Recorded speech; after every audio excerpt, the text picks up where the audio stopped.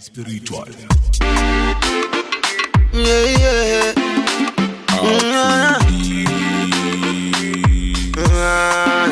Sabi wakwazi eniti anaguregu eje Bido yiza yenzu mabiremu ene Wakwazi eniti anaguregu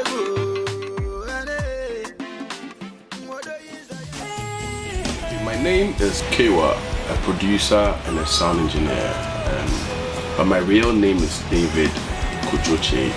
I'm also a sound engineer. So I do mixing, mastering, and I also produce music basically. At the age of 4 or 5, I was drumming in Pentecost Church. And the very interesting thing is that I still drum, so I have not left that. I never knew that I was going to get into recording basically. I just loved music. So gradually I realized that my attention and my focus actually shifted into loving all manner of music. Anytime I hear music, I'll pause and listen to what it is. And most of the time I listen to the instrumentation and possibly how it sounds. I compare songs and I find out that the songs are always sounding different, and so I got very interested in that. And so I started reading, as a young boy, I started reading about what sound is, what sound engineering is. By then, my father also had a brother. He's the first one who, the then Uhuru band, he was the official drummer for the band. And so he also encouraged me, took me through drumming for a while. He also encouraged me in music. And so through to my school life, went into secondary school in Presec, Lagos, I got deeper into it. I could lock myself in a piano room for a while and just play piano. And so the passion still was igniting. My big brother's friend, actually, he had gone to the States and studied sound engineering. And so he had passed out and he came to Ghana to start his recording studio. And so when he came, I remember in the distress when I was very, very not happy about my life and how things were going. At the same time, he knocked.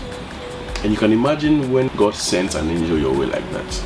I jumped. And he was like, so I just set up my recording studio. I need somebody to come and do with me. I'll teach him because I did a degree course in this. I can teach. I didn't wait for him to say anything again. Immediately went to his house with him. That day we produced 3 songs. I played the drums, I played the keyboards, everything was live. And so my passion then went up more because then I had gotten help. And so I was constantly with him for about 2-3 years, and that's how I got the knowledge. And my mom said, I think it's just risky going to Accra every day and all that. If you can get small gadgets, I can give you my shop. She had opened a new grocery shop, but she was willing to give me the shop for sound engineering. Somebody who was, I can say, amateur because I hadn't started my own thing, but she believed in me. And so, and somebody from nowhere also said, I will get you gadgets. I'll bring you gadgets from the States, free of charge. It is no partnership. It is just, you're a very good friend of mine, and so I want to help you. He put me in. So gradually, I started my recording studio in Tema Community Living. God did something very, very profound. What he did was that he immediately sent people my way. So from where I'm recording from, I should be recording underground people to know. The Lord immediately sent artists who had already made it my way. So when I set up my recording studio, within a week or 2, I had people like Samini, I had people like Matunto, I had people like Reggie Rockstone. I remember Reggie Rockstone sat in front of me and said, Chad, I want you to mix this amount of songs for me. Then I was like, what? My father loved BBC very well, and so he's always by his radio listening to it. And I'm disturbing him because my studio was just behind his window. I don't sleep 15 hours working. So I was disturbing him with this particular song I did for Mark Tonto. And so he had heard it over and over because when you're mixing, you can play, stop for a long time. And so he even got annoyed sometimes and said I should close. He was listening to BBC and he heard a song on BBC. It's like, this is a song I heard you doing in the studio. I said, yeah, you know. So from there, my father decided to give me all the help and opportunity. Because the BBC, his #1 station, if you can hear my music, somebody had just begun. My music was being played all over. So I got into the industry by divine help. Then there were big recording studios in Tema, true. But the artists were in Accra, and so no artist was willing to come to Tema to record.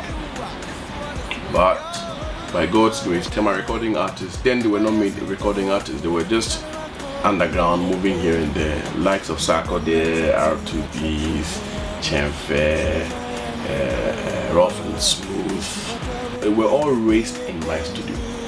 So my studio became a great point where the young recording artists in Tema who needed opportunity sprang up from. Very young producers who also wanted to get into the same thing and didn't know how. I brought everybody together, and then they all studied under me in my studio, small studio. The likes of Kill Beat, Ephraim Beat, all the big beat producers now in town, it was in my studio. So within 2-3 years, I was all over in the industry, and people didn't understand. People have been working for 10-15 years and you never hear of them. So that's how come I got into the industry. Because I contributed a lot into the music industry, they decided to give me an award. The first one, I didn't even believe I'll be part of it. And so I was in my studio recording a recording artist, and I understand they mentioned my name that I had received an award. I still didn't believe it until I held the award.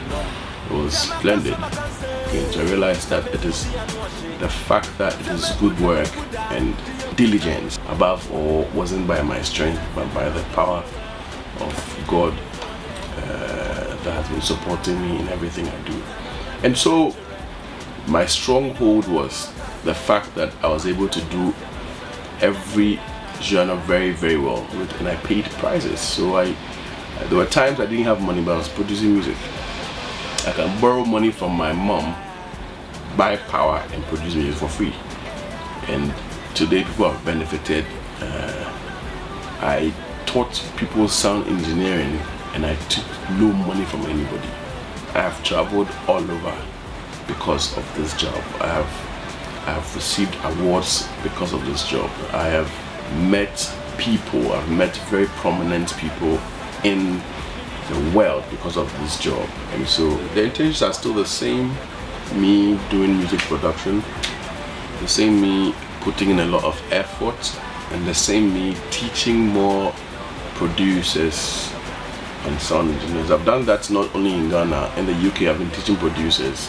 Everywhere I find myself in teaching producers. And so way forward is producing quality music and also raising new recording artists also in the field of contemporary gospel a lot,